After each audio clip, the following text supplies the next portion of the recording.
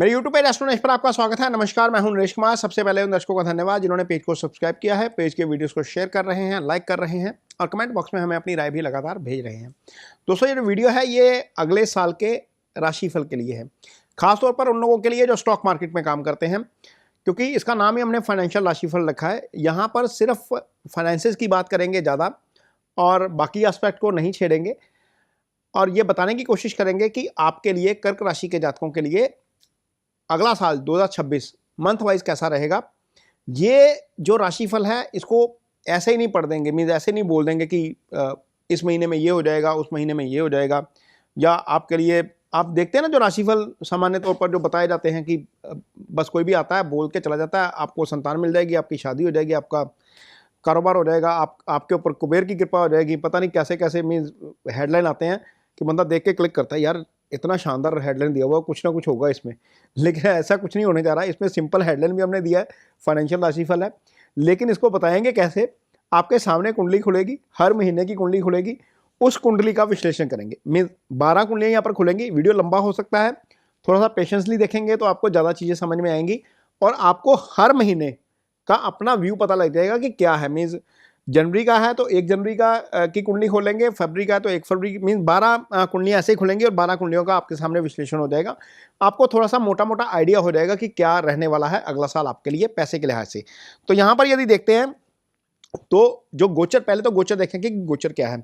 गोचर नॉर्मली क्या होता है, राहु केतु का गोचर 3, 6, 11 में अच्छा होता है। 10वें में भी राहु केतु अच्छा फल करते हैं। आपका गोचर यहाँ पर केतु का धन भाव में हो रहा है, ये अच्छा नहीं है। राहु का ऑब्वियसली अष्टम हो जाएगा, ये अच्छा नहीं है।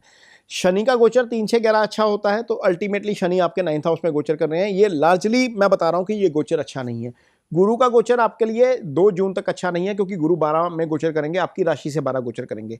तो मेजर तो 4 प्लैनेट ही होते हैं, बड़े प्लैनेट जो शनि 2.5 साल बाद राशि बदलते हैं, गुरु 1 साल बाद राशि बदलते हैं और आपके राहु केतु 1.5 साल बाद राशि बदलते हैं। तो यहाँ से कोई भी प्लैनेट हिलने वाला नहीं है सिवाय गुरु के। राहु केतु हिलेंगे तो 26 नवंबर को हिलेंगे, यानी कि पूरा साल लगभग यहीं पर रहेंगे। तो लार्जली ट्रांजिट अच्छा नहीं है, ये पहले तो ये समझ के चलेंगे। अब ये कुंडली आपके सामने जो बनी है, यहाँ पर देखिए केंद्र खाली हो गया। ये 1 जनवरी की कुंडली है, ये कर्क राशि की कुंडली हमने बनाई है 1 जनवरी की।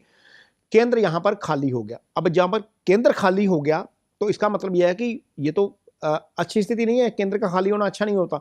त्रिकोण में एक ग्रह आया भी तो वो शुभ नहीं आया, वो शनि आ गया। ये पहला महीना आपके लिए थोड़ा सा तनाव भरा हो सकता है। उसका रीजन है कि सूर्य 6ठे में, मंगल 6ठे में, बुध 6ठे में, शुक्र 6ठे में। शुक्र यहाँ पर कालपुरुष की पत्रिका में नीच हो जाते हैं, हालांकि बुध उच्च के हो जाते हैं कालपुरुष की पत्रिका में। 2 पाप ग्रहों का यहाँ पर आना 6ठे में शुभ होता है। यहाँ पर आपके धन भाव का स्वामी 6ठे में चला गया और उसके ऊपर केतु की दृष्टि आ गई। अष्टम में आपका राहु बैठा है। तो स्थिति क्या है, जो आपका गुरु है वो भी जो आय का कारक होता है, धन का कारक होता है, जो भाग्यस्थान का स्वामी है वो भी राहु के प्रभाव में है और उसके ऊपर मंगल की भी दृष्टि, सूर्य की भी दृष्टि। तो ये स्थिति धन के लिहाज से अच्छी नहीं है। आपके लिए जनवरी में कुछ ऐसे खर्चे आ सकते हैं जिनकी आपने कल्पना नहीं की है। जो लोग बाजार में काम करते हैं, सट्टा मत मारिएगा।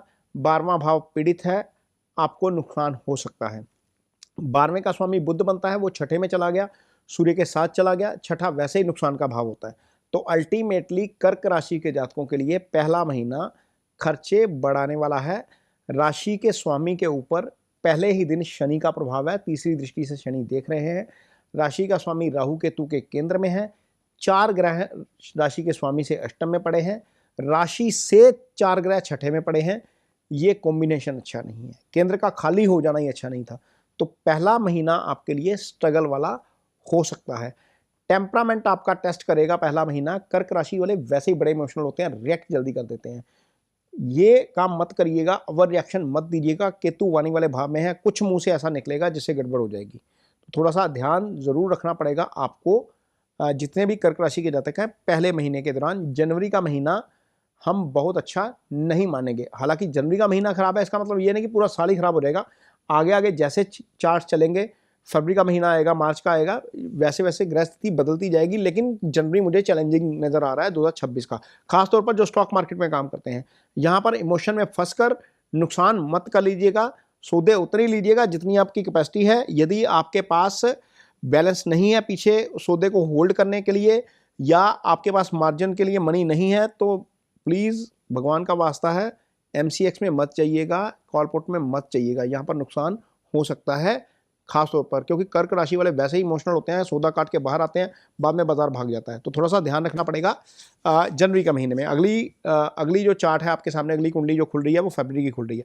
अब देखिए पूरी स्थिति बदल गई, फरवरी में पूरी स्थिति बदल गई, आपके सारे ग्रह केंद्र में आ गए। यहाँ पर देखिए सूर्य केंद्र में, मंगल केंद्र में, शुक्र केंद्र में, बुध केंद्र में। ये हुआ आपका कायाकल्प कह देते हैं। राशि का स्वामी राशि में, उसके ऊपर मंगल की दृष्टि, मंगल पंचमेश होकर देख रहा है, और आपका जो आय भाव का स्वामी है शुक्र, वो 11वें भाव का स्वामी होकर राशि को देख रहा है। अब यहाँ पर ये क्या हो गया कि ये जो होता है ना आपका धन आता है, पैसा आता है, ये 3 ग्रहों से आता है। चंद्रमा आपका लिक्विड मनी होता है, जो मनी का फ्लो आपके पास आता है ना रूटीन का, वो चंद्रमा से आता है। गुरु ऐसा पैसा देते हैं जो संचित हो जाता है, धन को संचित करने का काम गुरु करवाते हैं।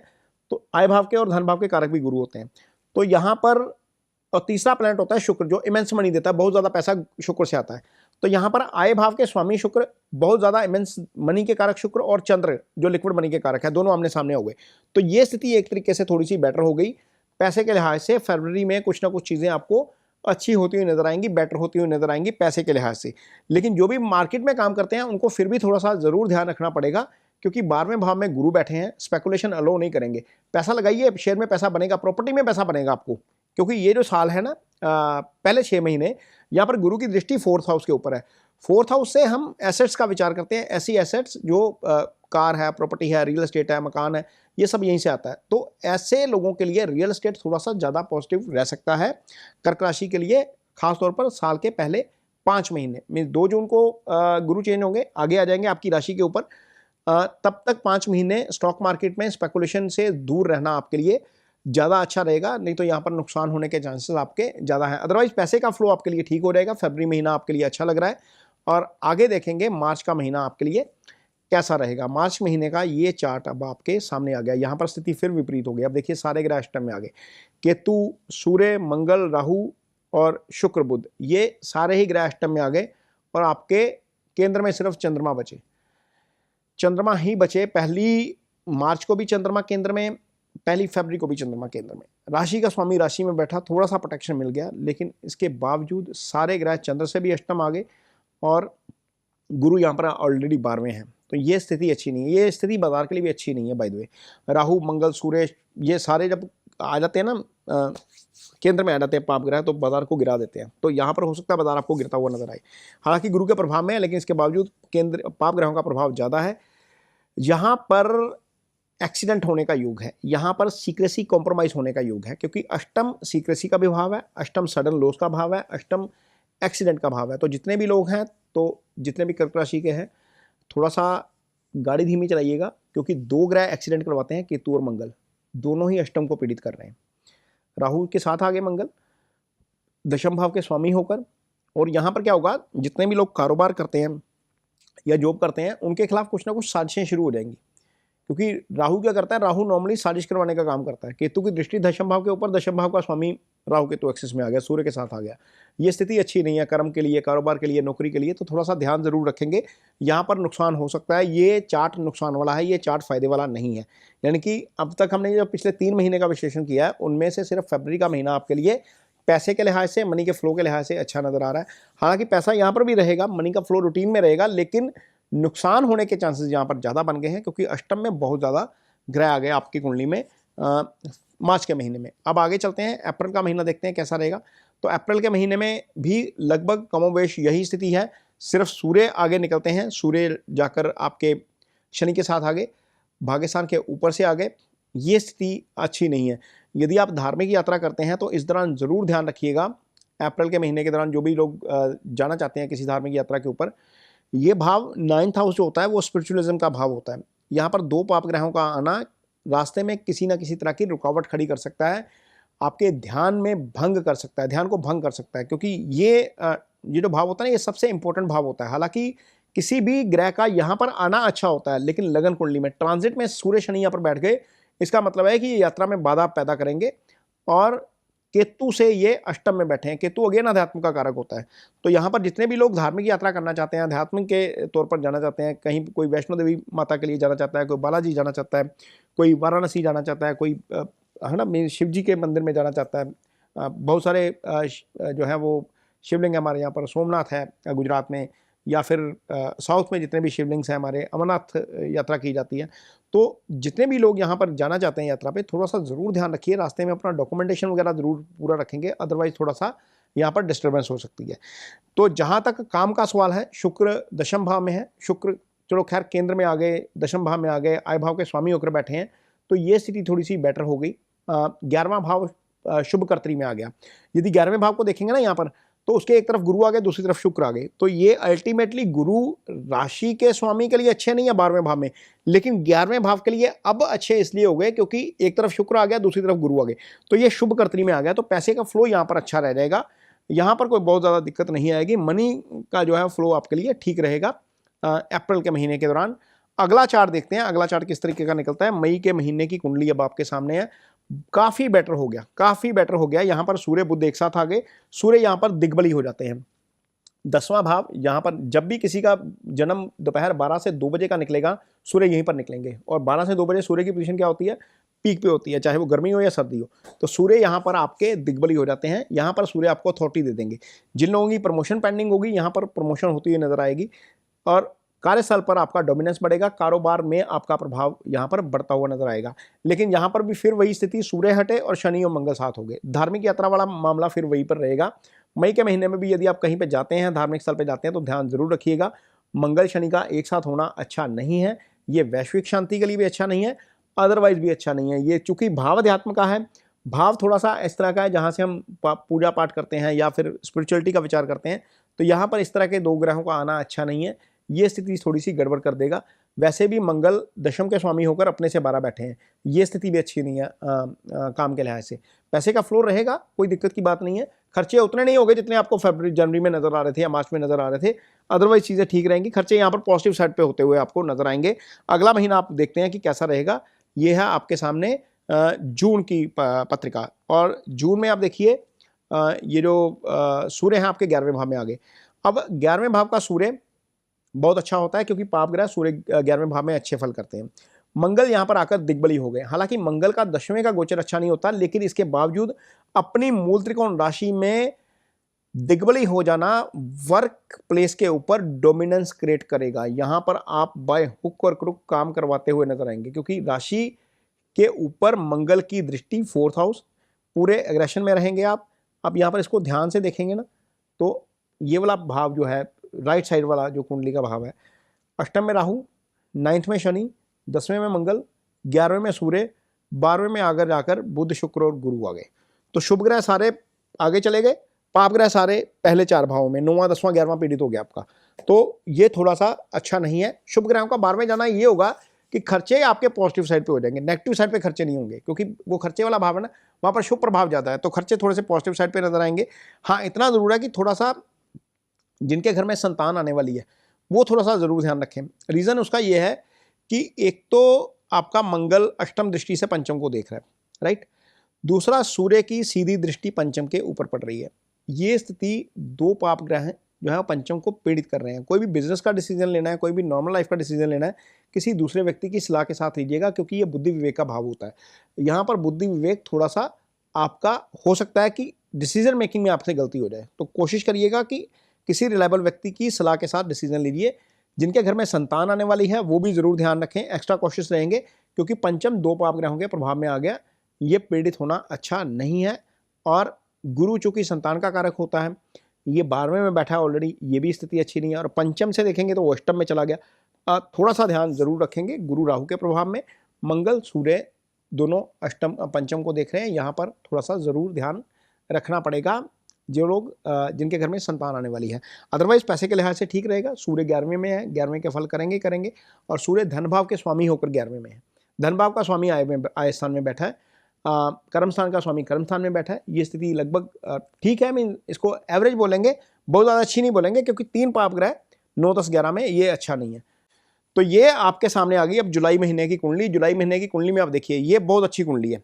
मीन ये अब तक जितने महीने हमने देखे हैं ना, उनमें सबसे अच्छी कुंडली मेरे को ये लग रही है, क्योंकि यहाँ पर क्या हुआ, भाग्यस्थान का स्वामी गुरु आपकी राशि के ऊपर से, चंद्रमा के ऊपर से, बुध आपकी राशि के ऊपर से, शुक्र आपकी राशि के ऊपर से। तो यहाँ पर क्या हो गया, आय भाव का स्वामी, भाग्यस्थान का स्वामी आपकी राशि के ऊपर से आ गया। तो ये स्थिति आपके लिए बहुत अच्छी हो गई।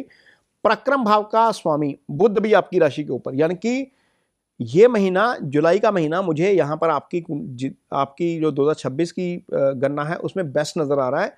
रीजन, तीनों ही शुभ ग्रह आपके ऊपर। हालांकि बुध तीसरे भाव का स्वामी है, 12वें का भी स्वामी है, लेकिन बुध की मूल त्रिकोण राशि चूंकि तीसरे में पड़ी है, तो अल्टीमेटली बुध पराक्रम भाव का ज्यादा फल कर जाएंगे। गुरु के साथ हैं, शुक्र के साथ हैं, यहाँ पर शुभता प्रदान करेंगे। जिनकी लाइफ में कोई नहीं है उनको लाइफ पार्टनर मिल सकता है। जो बिजनेस पार्टनर ढूंढ रहे हैं उनको यहाँ पर बिजनेस पार्टनर मिलेगा। जिनके घर में संतान नहीं है उनके घर में संतान आ सकती है। पंचमेश पंचम को देख रहा है, गुरु पंचम को देख रहा है। ये स्थिति बहुत अच्छी है आपके लिए। जुलाई का महीना बहुत अच्छा रहेगा, पैसे के लिहाज से भी, मनी के फ्लो के लिहाज से भी, प्रमोशन के लिहाज से भी। मंगल की स्थिति यहाँ पर देखेंगे तो मंगल 11वें भाव में शुभ गोचर में आ जाएंगे, क्योंकि पाप ग्रहों का तीसरे छठे 11वें का गोचर अच्छा होता है। तो ये आपके लिए बहुत अच्छी स्थिति हो जाएगी।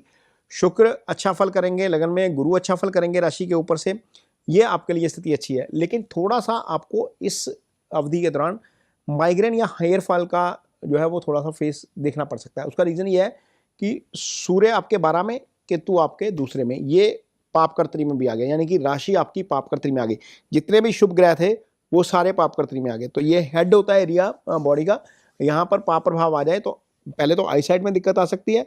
दूसरा, माइग्रेन इस महीने में हो सकता है, थोड़ा सा जरूर ध्यान रखिएगा। यहाँ पर ये हेल्थ को लेकर ये थोड़ा सा मुझे लग रहा है कि दिक्कत हो सकती है। अदरवाइज अच्छा रहेगा जुलाई का महीना, पैसे के लिहाज से, मनी के फ्लो के लिहाज से। अगला महीना देखते हैं कैसा रहने वाला है।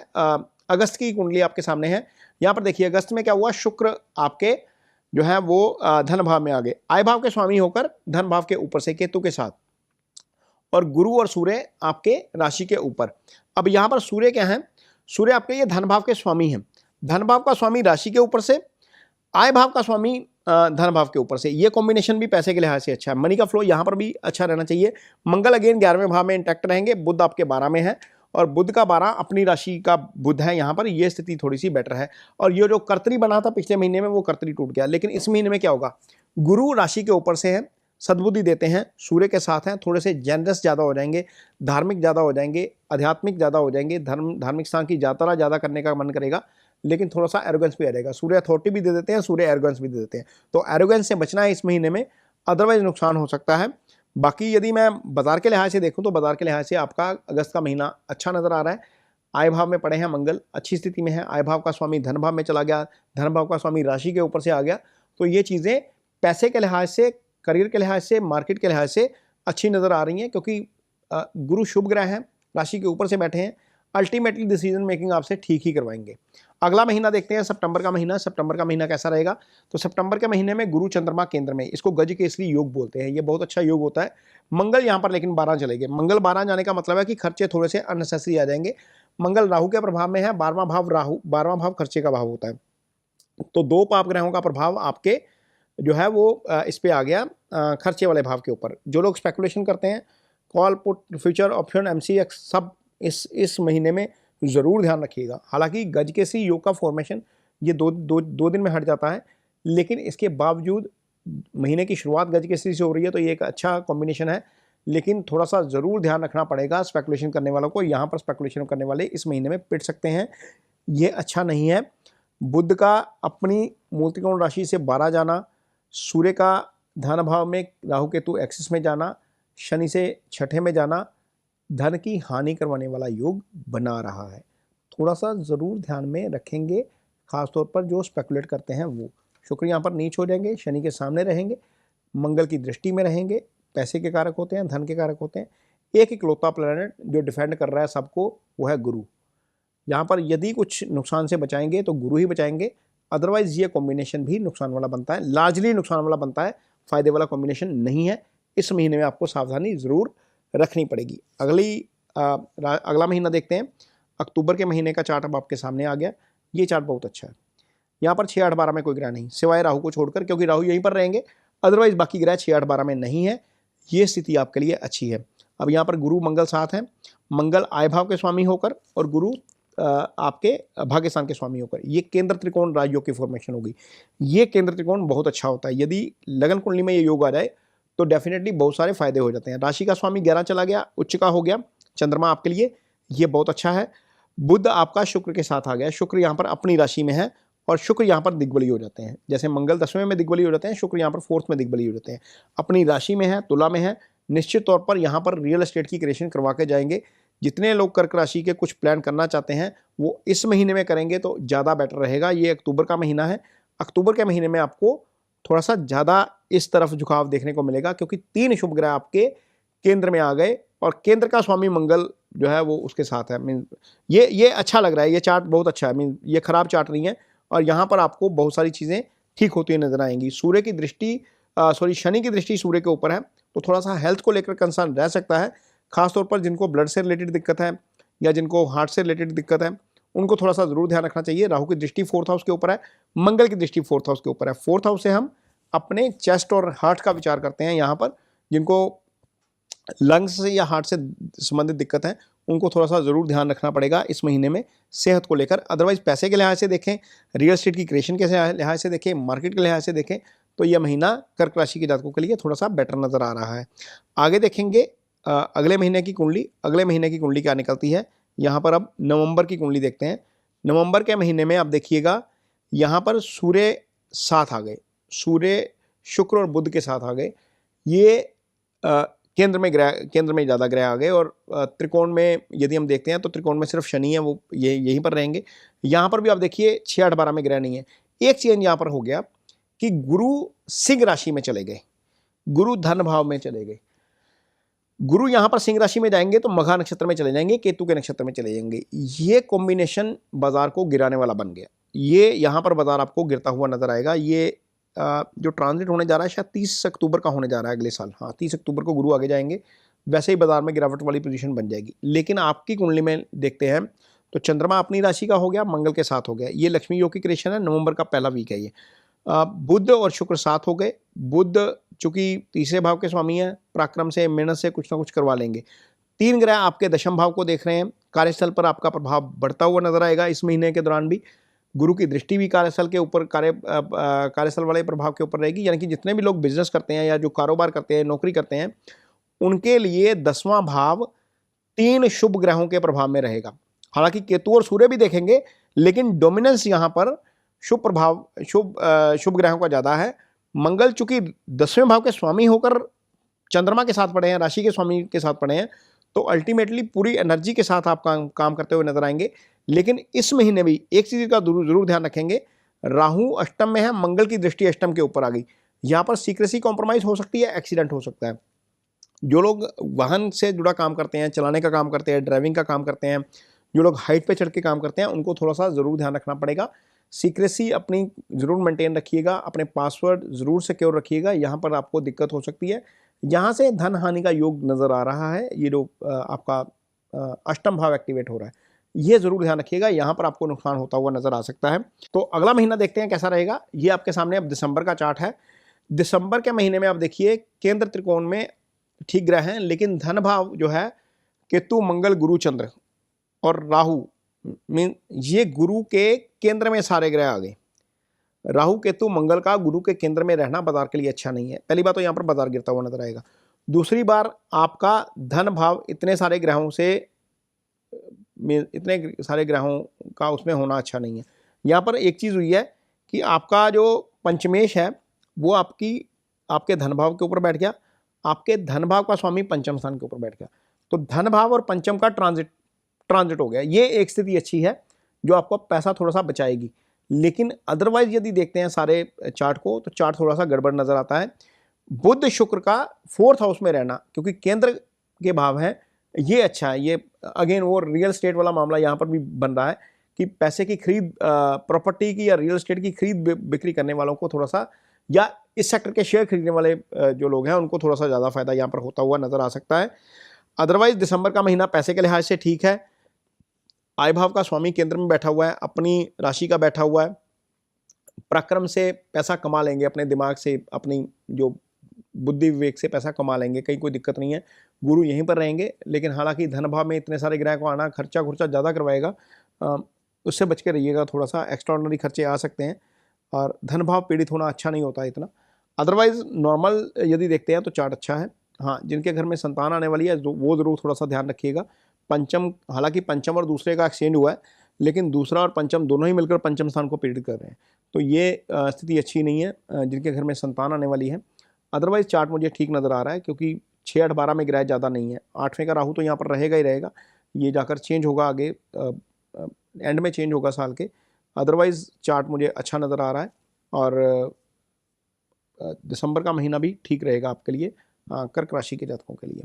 ये आपके लिए पूरे 12 महीने का राशिफल था, हर महीने की कुंडली के लिहाज से। आपके सामने हर महीने की कुंडली खोल दी, उसका फलादेश कर दिया, कैसे कैसे कौन कौन सा ग्रह आपके धन को प्रभावित करेगा, बाजार को प्रभावित करेगा, आपके अपने ट्रेड को प्रभावित करेगा, ये इसमें एनालाइज करने की कोशिश की है हर महीने के लिहाज से। तो इसको हर महीने भी देख लेंगे तो आपको थोड़ा सा आइडिया हो जाएगा कि आपका महीना कैसा रहने वाला है ये वाला। ये वीडियो आपको कैसा लगा, इस पर कमेंट बॉक्स में अपनी राय जरूर दीजिए।